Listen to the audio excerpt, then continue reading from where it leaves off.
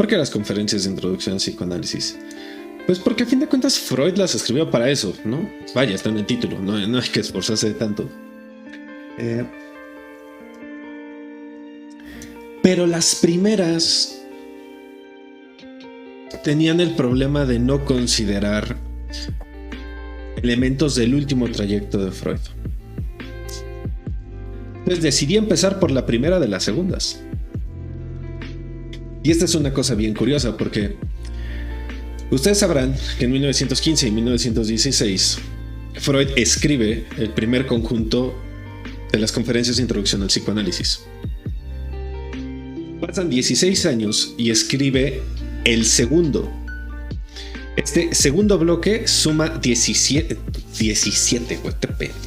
suma 7 a las 28. Suma 7 a las 16 anteriores, ¿no? Ven por qué es un problema grabar videos, porque en verdad uno se equivoca, ¿no? O sea, siéntanse libres de poner risitas, ¿no? Porque en verdad son 45 minutos de errores, ¿no? Y era sorprendente. Entonces, Freud se tardó 16 años en volver a escribir conferencias de introducción al psicoanálisis. Ahora, ¿de qué habla la conferencia 29? Hablará de la interpretación de los sueños. Obviamente es un texto que podríamos considerar complementario y que sin embargo, al momento de leerlo, sí es importante tener una idea. Muy probablemente ninguno de ustedes sabía que había que venir leído, y obviamente ese no es el caso, porque por eso venimos aquí a leer. Entonces, lo que haré en adelante, concluir esta presentación o inaugurar esta presentación, es mencionarles 12 puntos que me parece importante rescatar durante la lectura de la conferencia 29 de Introducción al Psicoanálisis. Esta ustedes la encuentran en el tomo 22 de las obras completas de Freud.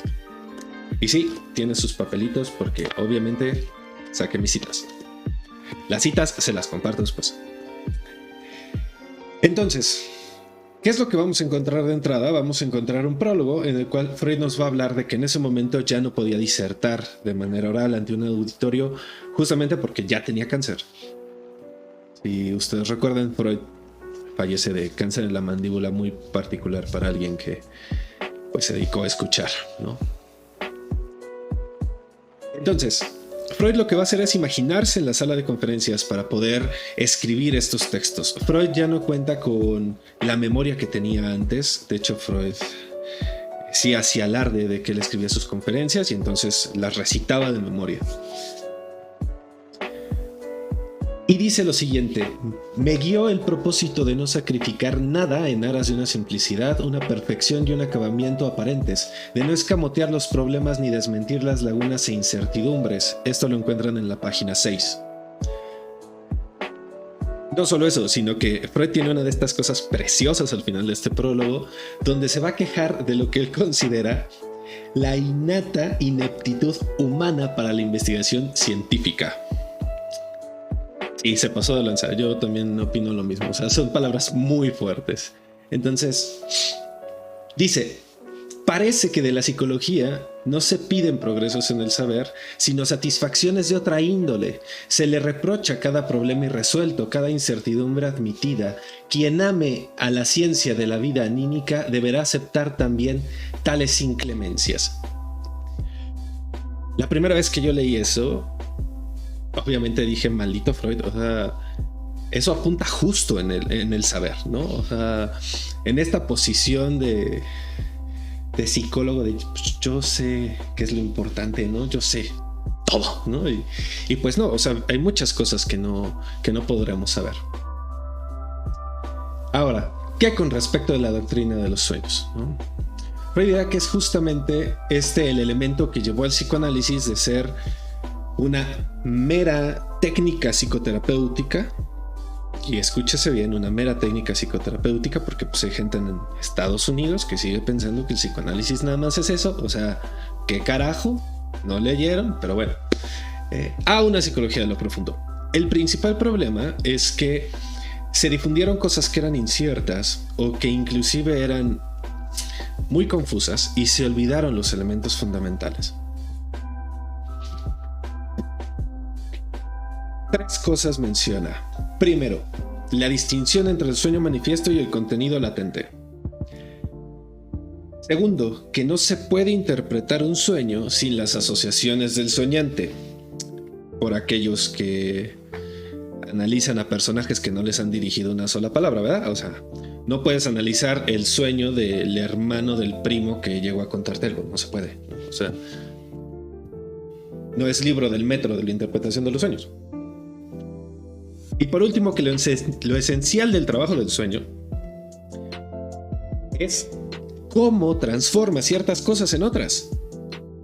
No el sueño en sí, no la escena que tú puedas creer que es la más importante, ¿no? En este sentido. Ahora, espero que se esté escuchando bien. Si no, les pido me lo hagan saber vía chat. Entonces, sigo. Lo más importante del ejercicio de analizar un sueño es solicitar asociaciones al paciente.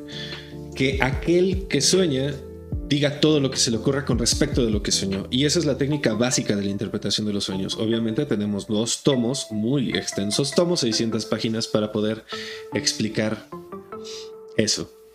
Ah, perfecto, qué bueno que me lo comentan. A ver, ahí está.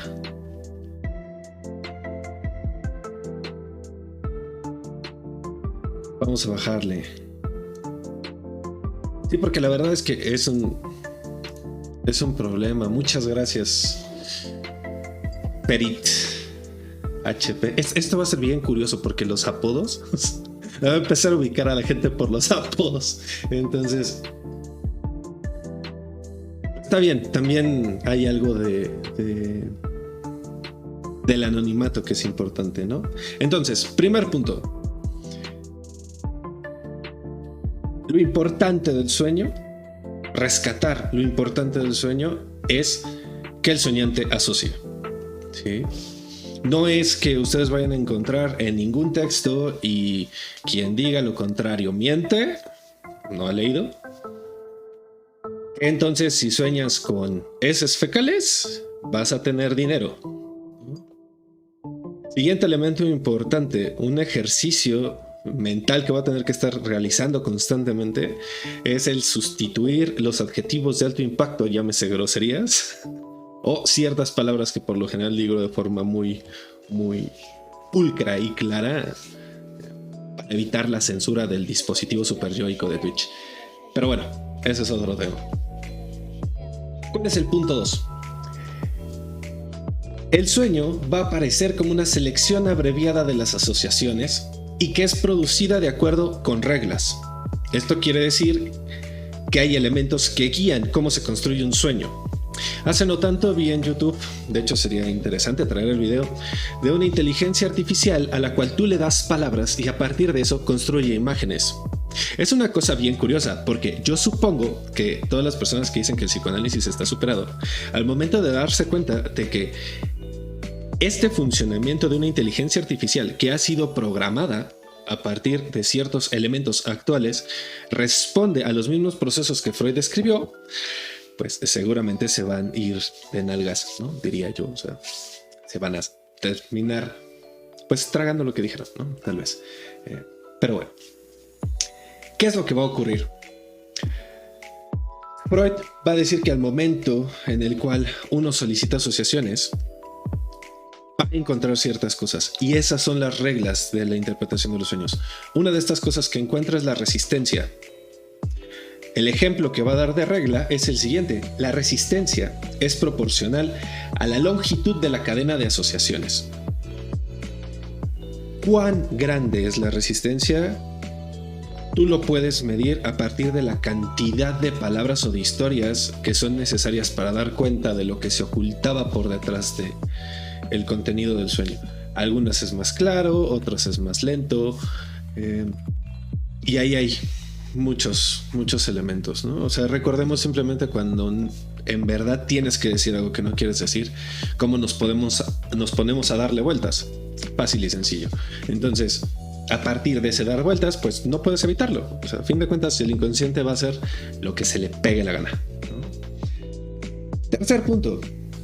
¿Qué es lo que pasa cuando un paciente olvida un fragmento del sueño? Freud dirá, textual, tras eliminar en un tramo del trabajo analítico cierta dificultad que había perturbado al paciente en su relación con el análisis, el sueño vuelve a presentarse de pronto.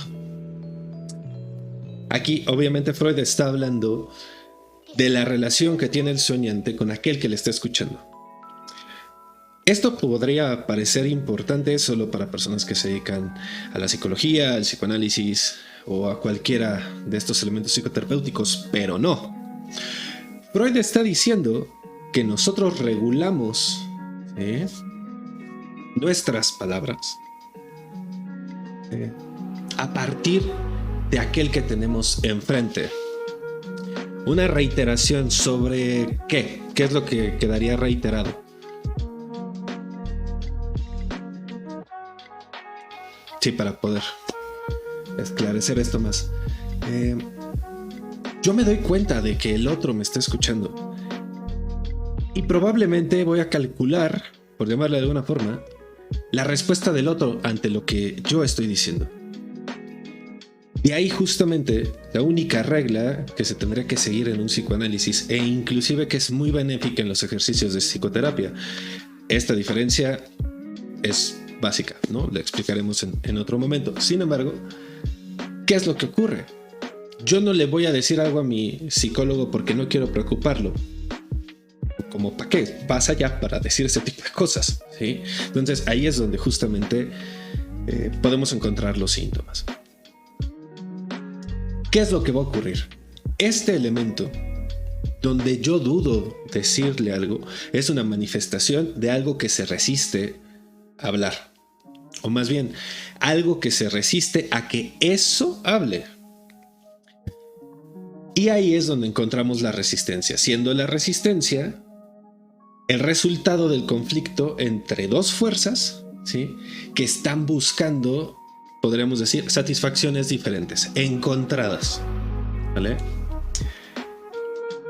Justamente como cada vez que haga un chiste o alguna elucubración poética para no decir una mala palabra. Punto 4. La diferenciación entre el estado del dormir y el sueño. Freud definirá el dormir como una separación del mundo exterior real. Y el hecho de que coloque mundo exterior real me parece importantísimo por los tres niveles que está manejando. Y dirá una cosa muy particular, que esa es la condición para el despliegue de una psicosis. Así lo dice. A mí me parece que es más puntual decir un fenómeno psicótico. Sin embargo, aquí hay un mecanismo para pensar el delirio, la alucinación. Ahora bien, cito: el extrañamiento de la realidad se produce en la psicosis de dos maneras, volviéndose hiperintenso lo reprimido inconsciente hasta el punto de avasallar a lo consciente, de lo cual depende la realidad. Esto es cuando un contenido mental se vuelve tan potente que dejas de prestar atención a la realidad. Solo le prestas atención a lo que piensas. Sí, aquí también entran las chaquetas mentales que haces cuando te dejan en visto. Hay un elemento mental que se sobrepone, se impone a lo que tú puedes estar viendo afuera. O bien, la realidad se hace tan insoportable que el yo amenazado en una rebelión desesperada se arroja en brazos de lo pulsional inconsciente. Entonces, o hay algo que nos convoca tanto al interior de nuestra mente que nos hace construir una alucinación, un delirio, o es que el mundo nos parece tan horrendo que es mejor escapar a este otro lugar. Hay una serie de anime en Netflix que se llama Sword Art Online, o el arte de la espada en línea, que justamente habla de personas atrapadas en un mundo virtual, ¿no? Y series de estas, pues bueno, hemos encontrado muchísimas, ¿no? Donde justamente preferimos escapar a un mundo de fantasía, ¿no? Entre ellos, pues bueno, los videojuegos RPG, ¿no? O MMORPG, cualquiera de estos, ¿no? Donde tú puedes ser el personaje que quieras. Quinto punto importante en este texto. Algo que es importante mencionar a este nivel es que todos estos puntos ustedes los van a encontrar de forma cronológica durante su lectura del texto. Esto con la intención de que la lectura sea más sencilla, en primer lugar. Y segundo, que ya sepan qué se van a encontrar. Esto también facilita digerir los textos, ¿sí? Propiamente ya tienen una lectura de avanzada, ¿no? Ya lo tienen mapeado y pueden seguir de una forma más sutil la construcción de lo que está ocurriendo en el texto. Punto 5. En la formación de síntomas neuróticos intervienen los mismos mecanismos que mudaron los pensamientos oníricos en el sueño manifiesto. Esto es una clave clínica, es una clave técnica, es una clave fundamental de lo que podemos llamar psicoanálisis. Si alguien se osa llamar psicoanalista sin interpretar un sueño, sin saber cómo funciona la interpretación de los sueños, sin respetar los mecanismos que operan en los procesos psicológicos. Los procesos neuronales son otra cosa. ¿Están correlacionados? Sí, pero son otra cosa. No se puede llamar psicoanalista. O sea, no te lo puedes pasar por la manga, ¿no? O sea, es intentar hacer integradas sin saber sumar. Punto 6. De todo lo que el paciente asocie. Y esto piénsenlo como si cuando ustedes quieran analizarse un sueño. Obviamente, si uno analiza sus propios sueños puede llegar hasta ciertos lugares. Habrá otros lugares a los cuales nunca llegue, porque pues para eso está diseñado el sueño de entrada, para no llegar a esos lugares. De todas las cosas que tú puedas asociar con el sueño, va a haber al menos una, que te parezca por lo menos repugnante, por lo menos desconocida. O no la reconoces, ¿sí? O de plano te revelas y dices, güey, yo no podría pensar eso. Va a poner un contador de grosería, ¿no? Lo voy a anotar. Freud dice, este único pensamiento desmentido, mejor dicho, esta única emoción, es hija de la noche, pertenece a lo inconsciente del que sueña y por eso la desmiente y desestima, y desde su disfraz a los pensamientos con los que está enlazada. ¿De dónde se va a transformar una de estas representaciones? Pensemos que esta única representación que genera malestar, forma parte del núcleo productor del sueño y está conectada con otras representaciones, con otras ideas. Así como si yo te digo tronco, puedes pensar el tronco, las ramas, las hojas, los frutos, las raíces, la tierra, el pasto, los animalitos alrededor, ¿no? El leñador, y puedes seguir por vías de asociaciones a elementos que rondan.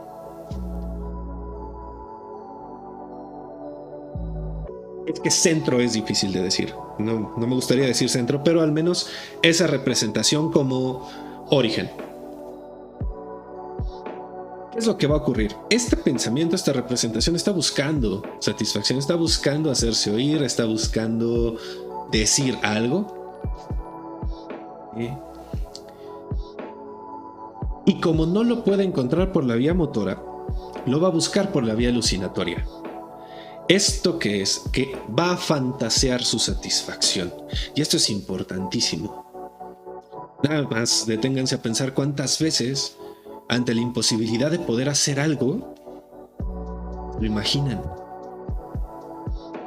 Esa es la clave para resolver una interpretación de un sueño. No se trata de ubicar que... ¿Cómo lo digo?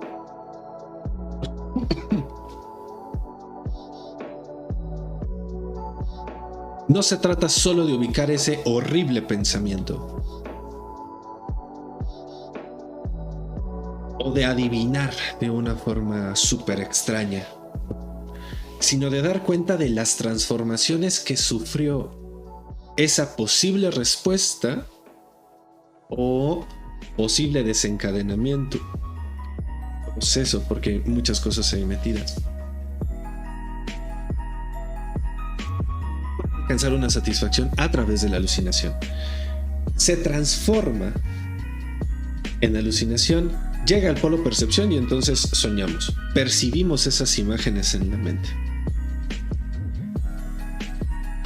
Freud dirá que estas representaciones se transforman en imágenes visuales, se dramatizan e ilustran. Y justamente para no caer en la conflictiva de que, ay, es que ya hiciste drama, se dramatizó, para no caer en ese tipo de cosas, si ustedes realizan una búsqueda rapidísima en Google, Wikiccionario y etimologías Chile, van a concordar en lo siguiente. Drama viene del latín drama, del griego trama, que significa obra y hazaña. Sí, yo sé, dicho no suena muy diferente, pero créanme que escrito, sí. Uno es griego y otro es latín.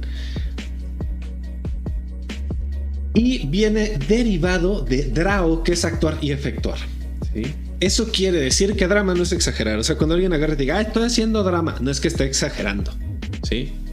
Es que está actuando algo. Es que está haciendo algo. O sea, drama viene de acto.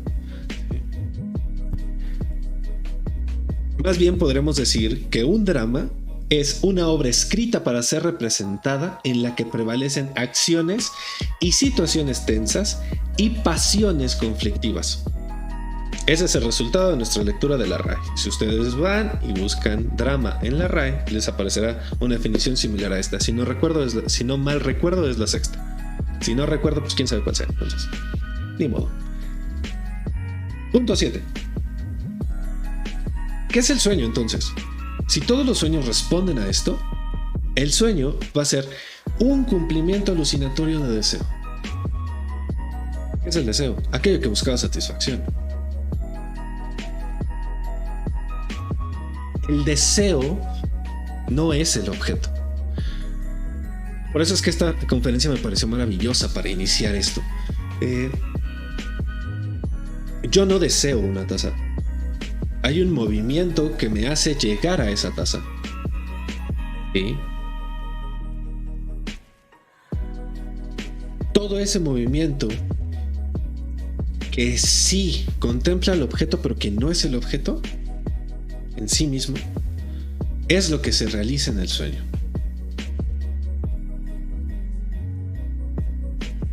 Esta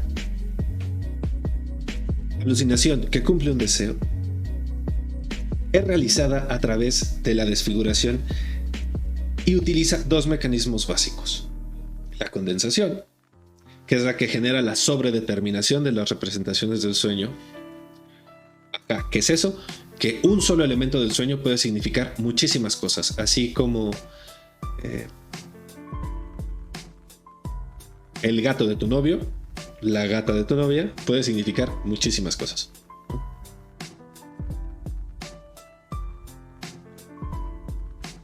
El gato de tu hermano, la gata de tu hermana, porque no hay que ensañarse con las parejas. Entonces, el segundo elemento es el desplazamiento, que es el causante de la transferencia, y esto es fundamental, de la transferencia del afecto entre representaciones. Freud dirá: todos los recursos lingüísticos mediante los cuales se expresan las relaciones más finas entre los pensamientos, las conjunciones y proposiciones, las variaciones de la declinación y la conjugación desaparecen porque les faltan los medios que les permitirían figurarse. Como en un lenguaje primitivo sin gramática, solo se expresa la materia en bruto del pensar, lo abstracto es reconducido a lo concreto que está en su base. Como no hay palabra, aparece la imagen. Una de las reglas que les mencioné al momento de presentar cómo operaría este espacio es esta: pasar de lo concreto a lo abstracto. Ponerle lenguaje, ponerle palabra a estos elementos que no tienen solo que ver con una imagen que se repite y reaparece. Punto 8. El desplazamiento es el principal medio de la desfiguración, ya que lo que hace es separar las representaciones de su carga de afecto y transferirlas a otra cosa. Esto quiere decir que hay transferencia como base de muchos procesos en el psicoanálisis. La transferencia, o bueno, no solo en el psicoanálisis, sino en la mente, la transferencia no es solo algo que se analice a nivel de el analista. ¿Qué es lo que va a ocurrir? ¿Cuál es la explicación sencilla de esto? ¿No? Porque, pues bueno, este es el primer video, cabrón. No puedes esperar que toda persona que llegue aquí ya sepa de lo que estás hablando. Pa' pronto, ¿qué es la transferencia? Alguien te la hizo y te desquitas con otro. ¿Por qué? Porque se le parece. Ya. Se acabó. A mí, un hombre o una mujer me hizo algo en el pasado, voy caminando por la vida y de repente encuentro uno que se parece con el cual sí me puedo desquitar. ¡Oh, sorpresa! Me la cobro. Ya, vaya, no es tan complicado, todos lo hemos hecho. Claro, es complicado darte cuenta, es complicado ver todos los recovecos que implica esto. Ahora,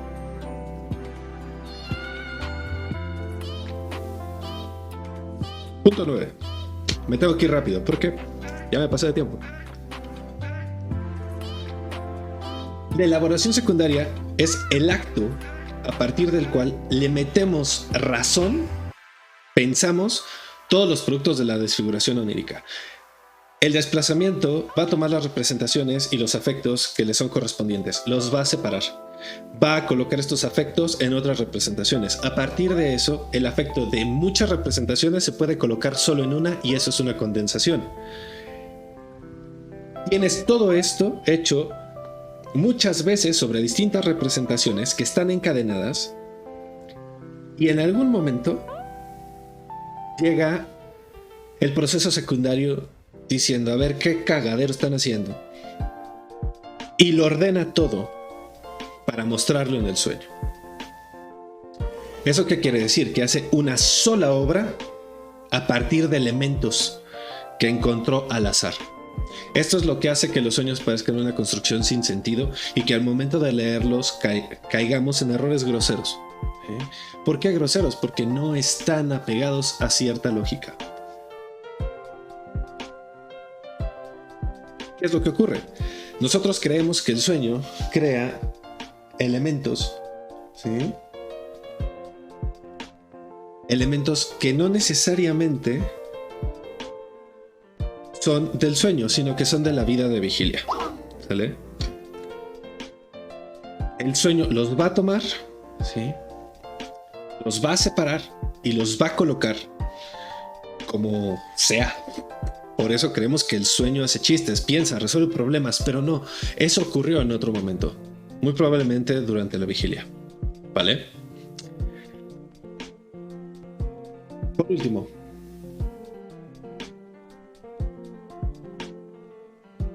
el sueño va a utilizar estos procesos para generar símbolos. Los símbolos que se deben de utilizar son los del paciente, no los de aquel que escucha. Porque si para mí pistola significa algo, eso mismo puede significar algo radicalmente diferente para otra persona. ¿Vale? Entonces, esta diferencia es importante tenerla en cuenta. Porque obviamente genera muchos problemas a nivel de la terapia.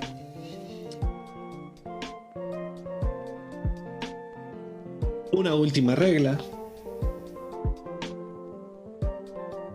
será, por ejemplo, los elementos formales del sueño. Entre ellos entran que todos los sueños de una misma noche forman escenas de una misma serie, como si fueran episodios de lo que tú vas viendo semana con semana en tu novela favorita de Netflix, ¿no? O inclusive del canal 2, la que tú prefieras.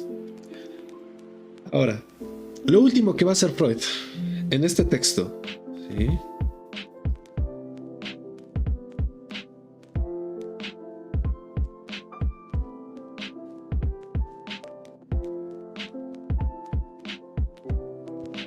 Es hablar de problemas, ¿sí?, que se le presentan al psicoanálisis, y estos tienen que ver con la pulsión de muerte.